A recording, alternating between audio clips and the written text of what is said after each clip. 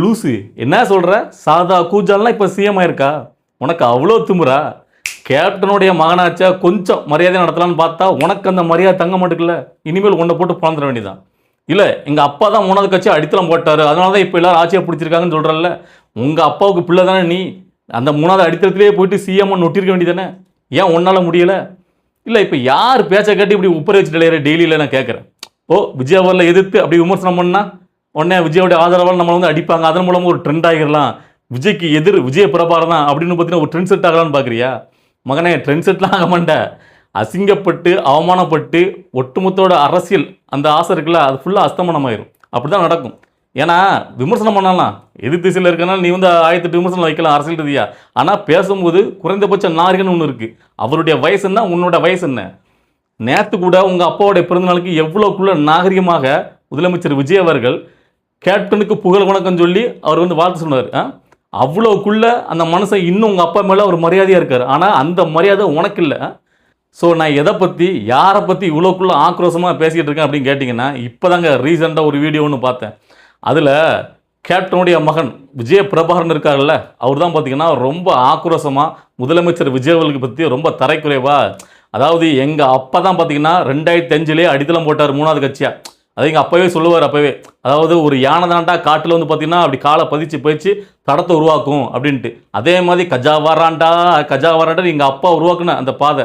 So அதனால தான் இப்போ சாதா கூஜாலாம் ஆட்சியை பிடிச்சிருக்கு, சிஎம்ஓ உட்காந்துருக்கு அப்படின்னு ரொம்ப நக்கலாக தரைக்குறைவாக முதலமைச்சர் விஜய் அவரில் விமர்சனம் பண்ணுறாரு இந்த விஜய பிரபாகரன். ஸோ இதை பார்க்கும்போது தான் நம்மளுக்கு வந்து பார்த்தீங்கன்னா சரியான ஒரு பதிலடி கொடுக்கணும்னு தோணுச்சு. இதை இந்த அளவுக்கு கேவலமாக அவர் வந்து ரொம்ப தரைக்கிறோம் முதலமைச்சர் விஜய் விமர்சனம் பண்ணுறாங்க. அதை அவங்களுடைய தாயார் பிரேமலதா விஜயகாந்த் அவர்கள் அந்த மேடையிலே பார்த்தீங்கன்னா உட்காந்துக்கிட்டு அதை ரசித்து பார்த்துட்டு இருக்காங்க. தான் மகன் எவ்வளோக்குள்ளே பார்த்தீங்கன்னா பயங்கரமாக பேசுகிறாரு அப்படின்னு அதை ரொம்ப ரசித்து. அப்போது உங்களை வந்து நம்ம ஒரு மரியாதை கொடுத்து கேப்டனுக்காக, அதாவது கேப்டன் மேலே உள்ள மரியாதையில் நாம் வந்து பார்த்தீங்கன்னா அவங்கள அதிகமாக விமர்சிக்கக்கூடாது அப்படின்னு பார்த்தீங்கன்னா டிவிக்கு விச்சல் வாரியஸ் உட்பட எல்லாரும் பார்த்தீங்கன்னா நாரிமன் நீங்கள் எவ்வளோ தான் பேசுனால் கடந்து போகிறாங்கல்ல, அது இனிமேல் தப்பு தான். ஏன்னா நீங்கள் இறங்கி பேசும்போது அப்போ பதிலுக்கு இறங்கி அடித்தா தானே சரியாக இருக்கும். இல்லை நான் கேட்குறேன், நீங்களே என்ன பெரிய யோக்கிய அரசியல் பண்ணுறீங்கன்னு கேட்குறேன்.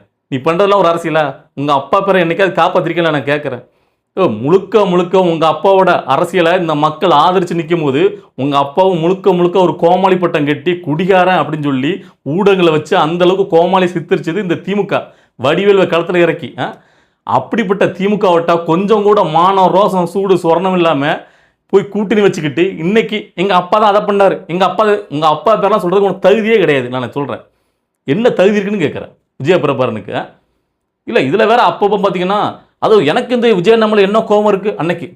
இப்போ செந்திர பாண்டி மூலமாக எங்கள் அப்பா தான் ஏன் அவர் வாழ்க்கையை கொடுத்தாரு அப்படிங்க. ஆகுனா எங்கே போனாலும் வாழ்க்கை கொடுத்தாரு. ஒரு படத்தில் உங்கள் அப்பா அவருக்கு வாழ்க்கை கொடுத்தாரு, ஆனால் பல படங்கள் மூலமாக உங்கள் அப்பாவுக்கு வாழ்க்கை கொடுத்ததே விஜயோடைய அப்பா சந்திரசேகர் தான். இல்லை இதை எங்கே போய் சொல்லுவீங்க? அந்த நஞ்சு கடன் தான் உங்கள் அப்பா தீர்த்தார் அன்னைக்கு ஒரு படத்தில். நல்லா புரிஞ்சுக்கணும். எஸ் சந்திரசேகர் தனக்கு அவ்வளோக்குள்ள ஊற்றினா ஒரு வாழ்க்கை கொடுத்துருக்காரு, பல படங்கள் நம்மளை வச்சு புரட்சிகரமாக இயக்கியிருக்காரு. அப்படிங்கிற நஞ்சு கடனுக்காக அன்னைக்கு ஒரே ஒரு படத்துக்கு சம்பளம் தளபதி விஜயவலுக்காக உங்கள் அப்பா நடிச்சு கொடுத்தாரு. இது ஊர் உலகத்துக்கே தெரியும். இந்த ஒன்னே வச்சுக்கிட்டு 1000 உருட்டு அடைகிறீங்க காலங்காலமாக. இல்லை நான் தெரியாமல் இருக்கிறேன், உங்கள் அப்பா அன்னைக்கு அந்த சப்போர்ட்டிங் பண்ணி நடிச்சு கொடுத்தாரு. அதனாலே இன்னைக்கு வந்து பார்த்தீங்கன்னா சிஎம்மாக விஜயவல் உட்காந்துருக்காரா அந்த இடத்துல. ஒரு மனுஷன் வாழ்க்கையில் உயர்ந்திருக்காங்க, ஒரு உச்சபட்ச நிலையை அடைகிறாங்கன்னா அது அவங்களுடைய சொந்த முயற்சி, சொந்த உழைப்பு.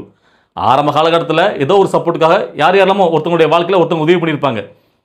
விஜயவலுக்கு உங்கள் அப்பா கேப்டன் உதவி பண்ணார் அப்படின்னா உங்கள் அப்பா கேப்டனுக்கு விஜயோட தந்தை சந்திரசேகர் உதவி பண்ணியிருக்காரு. எல்லாமே ஒரு ரீசைக்கிள் மாதிரி தான், ஒவ்வொருத்தவங்க வாழ்க்கையிலும் இது நடக்கும். அப்படி பார்த்தீங்கன்னா உங்கள் அப்பா விஜயவலுக்கு எப்படி உதவி பண்ணார் அதே மாதிரி இன்னும் சில நடிகளுக்கு உதவி பண்ணியிருக்காரு, சப்போர்ட்டிங் பண்ணி கொடுத்துருக்காரு. அப்போ அந்த நடிகர்லாம் இப்போ சிஎம் ஆகிட்டாங்களா? ஏன் அவ்வளோ விட உங்கள் அப்பாவோட பிள்ளை தானே நீ. உங்கள் அப்பாவோடைய அரசியல் மாதிரியே உன்னால் ஜெயிக்க முடிஞ்சா? அவர் வந்த உடனே ஜெயிச்சார்ல, உன்னால் ஜெயிக்க முடிஞ்சா? ஏன் முடியலை?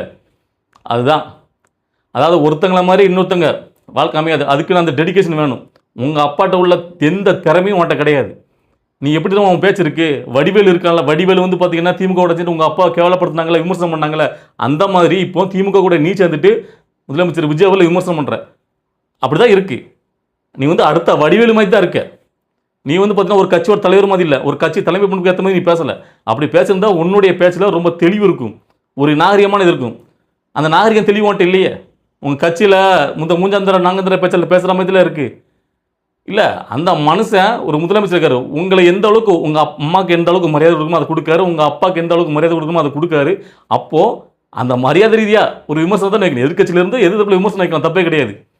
எங்கள் அப்பா போட்ட வழியில் தான் இன்றைக்கி வந்து பார்த்தீங்கன்னா அவங்க ஆட்சியை பிடிச்சிருக்காங்க அப்படி சொல்கிற வரைக்கும் தப்பு கிடையாது.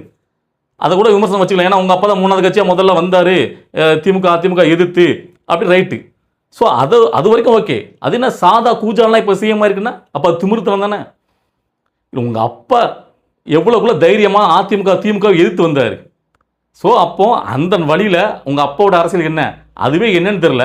நீங்களாம் வந்து பெத்த பிள்ளையா இல்லைன்னு கேட்குறேன். ஒரு அப்பாவோட கனவு என்ன, அவர் என்ன, அவருடைய லட்சியம் என்ன, அவருடைய அரசியல் என்ன, அதுவே தெரில.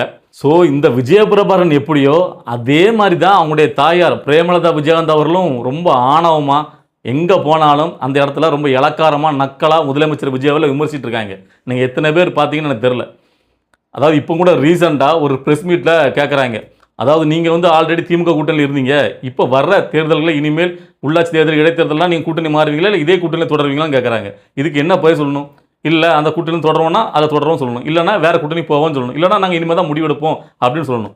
அதை விட்டுட்டு அந்த இடத்துல ரொம்ப நக்கலாக நாங்களாம் மற்றவங்கள மாதிரி கிடையாது, சோபா செட்டுக்கு ஆசைப்பட்டு ஒரு கூட்டணியில் ஜெயிச்சுட்டு இன்னொரு கூட்டணிக்கு போக மாட்டோம், எங்களுக்கு மட்டும் என்ன சோபா ஆஃபர் வராமலே இருந்துச்சு ஆனால் நாங்கள் போகலையே அப்படின்னு ரொம்ப வந்து நக்கலாக அந்த இடத்துல பேசுகிறாங்க. நான் கேட்குறேன், உங்ககிட்ட யார் அழைப்பு விடுத்தா?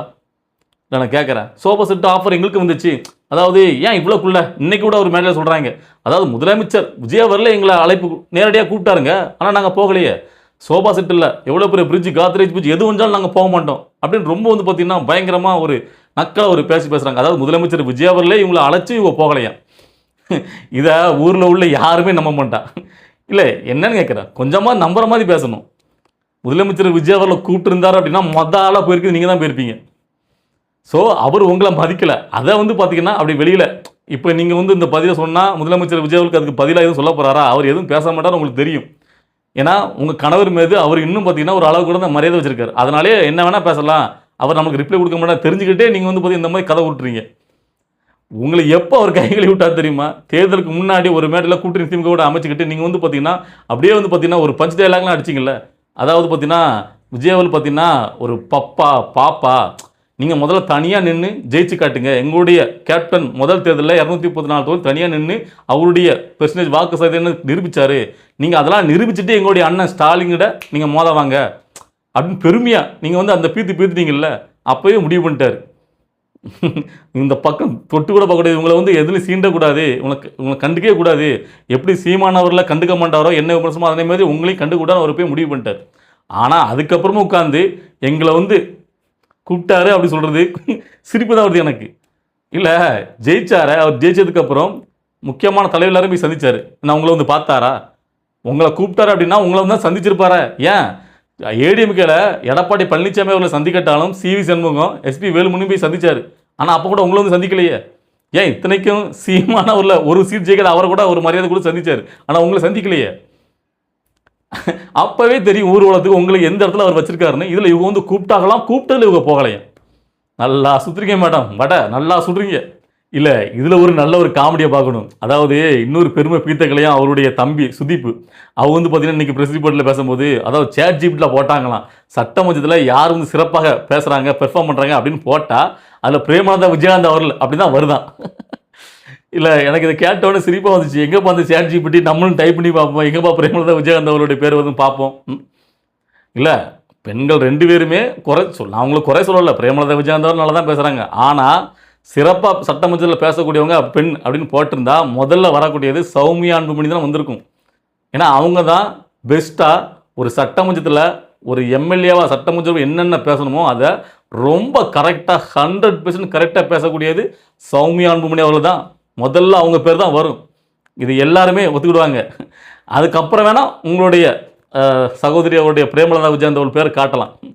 இல்லை அதாவது தன்னைத்தானே பீத்திக்கிறது இது. இப்போ அவங்க சௌமியா அன்புமணி அவர்கள் நல்லா பேசுகிறாங்கன்னு எதிர்கட்சியில் உள்ளவங்க ஒட்டுமொத்த பேருமே நீங்கள் வந்து பொதுமக்கள்கிட்ட போய் கேளுங்களேன், சட்டமன்றத்தில் யாருடைய ஸ்பீச் ஒரு சட்டமன்ற உறுப்பினர் சிறந்ததாக இருக்குது அப்படின்னு கேளுங்க, எல்லாருமே அது மாற்று கட்சி சேர்ந்தவங்களாம் கூட சௌமியா அன்புமணி அப்படி தான் ஃபஸ்ட்டு சொல்லுவாங்க. ஆனால் அவங்க எந்த இடத்துலையும் போயிட்டு பீத்திக்கிடலை, என்ன தான் எல்லோரும் பாராட்டுறாங்க, எங்களை தான் எல்லோரும் சிறப்பாக பேசணும் அப்படி எந்த இடத்துலையும் அவங்க காமிச்சிக்கல. அதுதான் அந்த பண்புங்கிறது. படித்தவங்க தான், மேமக்கள்ங்கிற மாதிரி அவங்களுடைய அந்த தரங்கிறது வேற மாதிரி இருக்குது. ஏன்னா அவங்களுடைய குணங்களே வேற. அதை வந்து பெருமையாக வந்து பார்த்தீங்கன்னா காட்டிக்க மாட்டாங்க, ரொம்ப வந்து பார்த்தீங்கன்னா ஆணவம் பேச மாட்டாங்க. ஒரு எளிய நடையில் ரொம்ப யதார்த்தமாக ரொம்ப பணிவோட எல்லாருக்கும் பிடிக்கிற மாதிரி அவ்வளோக்குள்ள அழகா அந்த இடத்துல வந்து பார்த்தீங்கன்னா தங்களுடைய கருத்தை அவ்வளோ அழகாக வைப்பாங்க. யாரும் முகம் சுளிக்கிற மாதிரி எந்த ஒரு கருத்தையுமே வெளிப்படுத்த மாட்டாங்க. ஸோ அதுதான் அதுதான் வந்து எல்லாருக்குமே பிடிச்சிருக்கு. மக்கள் அதை தான் விரும்புகிறாங்க. அந்த மாதிரி ஸ்பீச் தான் சிறந்த ஒரு ஸ்பீச். உங்களை மாதிரி இப்படி ஆணவத்தில் நாங்கள் தான் விஜயனா எங்களோட ஒரு கீழே தான் நாங்கள் அப்படி அந்த மாதிரிலாம் பார்த்தீங்கன்னா ரொம்ப ஆணவத்தில் ரொம்ப இலக்காரம்லாம் யாரையும் விமர்சிக்க மாட்டாங்க. இல்லை எப்படிலாம் பார்த்தீங்கன்னா பெருமை பித்தகளையுமா வந்து தம்பட்டம் தனக்கே தம்பட்டம் அடிச்சுக்கிறது. இதெல்லாம் சிரிப்பாக இருக்குது. இதெல்லாம் வந்து எல்லாருமே ஊரே சிரிக்கும் இப்படிலாம் பேசி தெரிஞ்சிங்கன்னா. ஸோ என்னத்தை சொல்ல, சரி ஏன் வந்து இப்போ ரீசெண்டாக அதாவது பிரேமலதா விஜயகாந்தாவெல்லாம் அப்படி தான், விஜயபிரபாரம் அப்படி தான், இப்போ போகிற இடம்லாம் எப்படி வந்து திமுக போகிற கல்யாண வீட்டிலலாம் ஒப்பறையாக வச்சுட்டு இருக்கோ அதே மாதிரி ஏக்கி இவங்க ரொம்ப தரம் தாழ்ந்து ஒரு மாதிரி விமர்சிட்டு இருக்காங்க விஜயா வரல அப்படின்னு கேட்டிங்கன்னா ஒன்றும் இல்லைங்க.